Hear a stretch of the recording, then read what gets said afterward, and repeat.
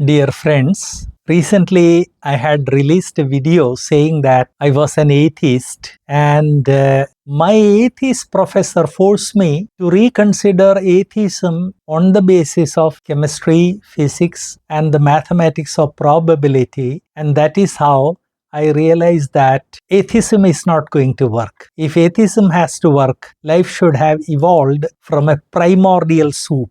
But my calculations, along with 3 other friends who were top scholars in MSc, in one of the top university departments, I realized that chemical evolution is not going to work. And from there, I started studying what is known as teleology, the design argument for the existence of God, and came to a belief in God. Once I published that video, many of you posted this question or question similar to this, and the question is, sir, science has completely disproved the Bible. How is it that you became a Bible believing person? And today I want to answer that question. In fact, I want to give a beginning. This is not the final.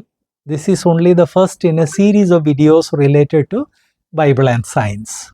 First of all, let me tell you, atheists do declare that science has disproved the Bible. But actually, it is only a rattle. When you give a rattle to a weeping child and the child rattles it, or when you rattle it in front of that weeping child, the child's attention is diverted. That is exactly what atheists are doing by claiming that science has disproved the Bible. It is only a rattle, not a reality. To know the reality, we should know what science is. And I have interrogated a lot of these atheists, and to my surprise, a good number, not all, but a good number of them, they have no clue as to what science is. They just know quantum theory and they know Big Bang theory, this and that, but exactly what science is, most of them have no clue. See, a child who is attracted by the sound of rattle, he doesn't know how a rattle is made, what makes the sound and all that. It's the same way here also in this world of atheism which tries to attack the Bible. Let me begin with the definition of science. When man systematically studies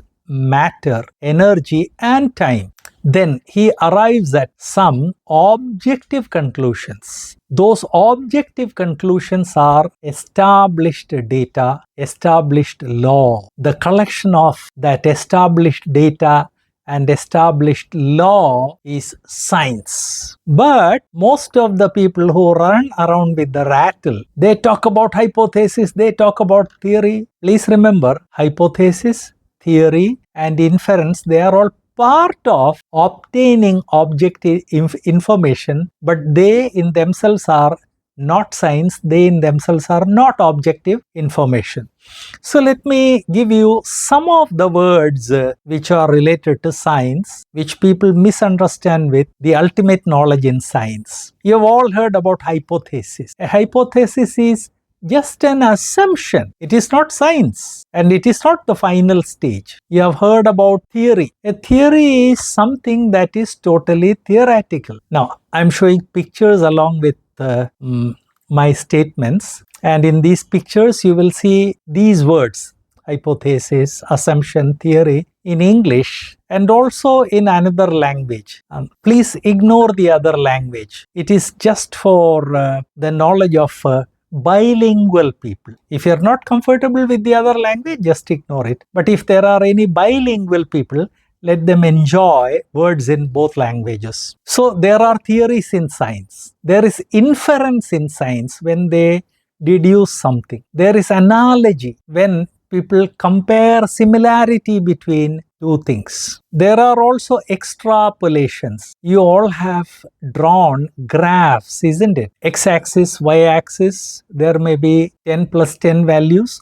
Once a graph is drawn, the graph can be extended towards the higher side and so also towards the lower side. That is extrapolation. It is a technique in the study of matter and energy. There are deductions when people deduce something. Using all these things, the aim of scientific research is to finally arrive at established facts or established laws. Once they arrive at established facts or laws, they know that they have arrived. That is science. Everything else is actually step to science, but it is not final knowledge.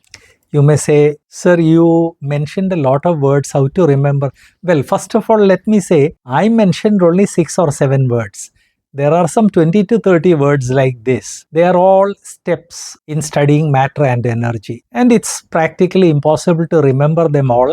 So I'll make it simple. All the categories of information which represent unestablished information, they can all be placed into one category, unestablished theories of science. And those categories of information which represent finally, firmly, without exception, established information, we can call them established facts or established laws. Well, you may ask, can you give me some examples? Oh yes, you have heard about Big Bang, isn't it? Some atheists, they have been using Big Bang theory to argue against the doctrine of creation in the Bible. What is the full name? Big Bang theory. It is not an established fact of science. Some people have been using evolution. What is the full name? The theory of evolution. It is not an established fact of science. Oh, you may say, can you give me some established facts? Oh yes, there is a universal law of gravitation. It's a universal law. No exception known in the entire universe known to mankind.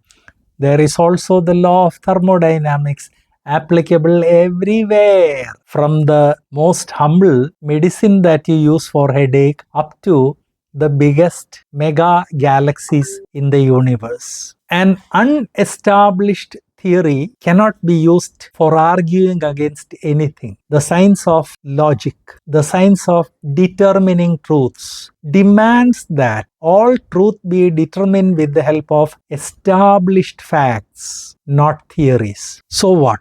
Okay, so here is the reality. Every field of science, physics, chemistry, zoology, botany, they contain a lot of theories, unestablished theories. They cannot be used for any kind of objective argument because objective argument demands that evidence be objective, not theoretical. So, no theory of science can be used against the Bible. Okay, you may say, fine, accepted. What about the facts? What about the facts? No fact of science, no law of science has ever gone against the Bible. Let me repeat it. Theories have no standing. They are only intermediate steps. They keep on changing. But once they become facts, they are unchanging. No fact of science, no law of science has ever gone against the Bible. And no statement of the Bible has ever gone against any statement of science. Well, you may say, I know 100 things, okay? If you know 100 things which have gone against the Bible, please make it known to us also. I'm interested and many of the listeners are also interested. Only thing, we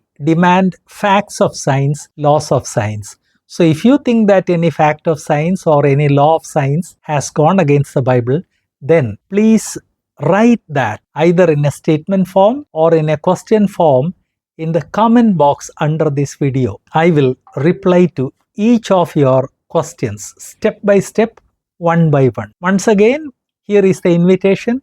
If you think that a fact of science has disproved the Bible, please write that fact or law in the comment box under this video. I will give an explanation. I will reply to you. You may say, sir, if I ask a question which is so difficult that you are unable to answer, then, hey man, why do you worry about that? That's my worry, isn't it? So let me worry about that. You post those questions under this video. Those who have been listening so far, once again let me say, no established fact of science, no established law of science has ever gone against the Bible. And no statement of the Bible has ever gone against any established fact of science.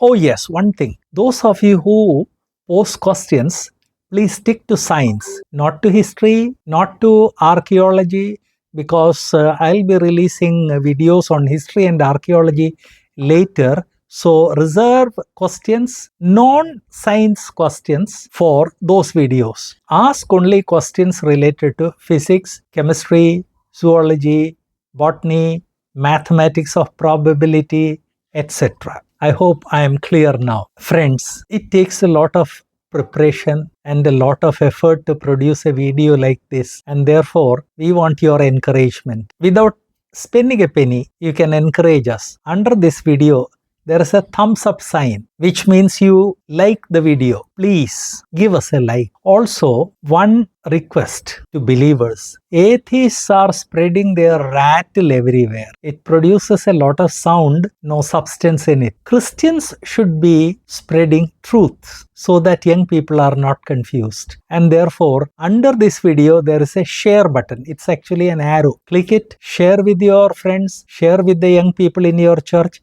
and share in as many WhatsApp groups as possible. And finally, please do subscribe. If you are not a subscriber of this channel, please do subscribe, because we plan to produce a lot many more videos and a subscriber will not miss anything. Now there is a new protocol for subscription.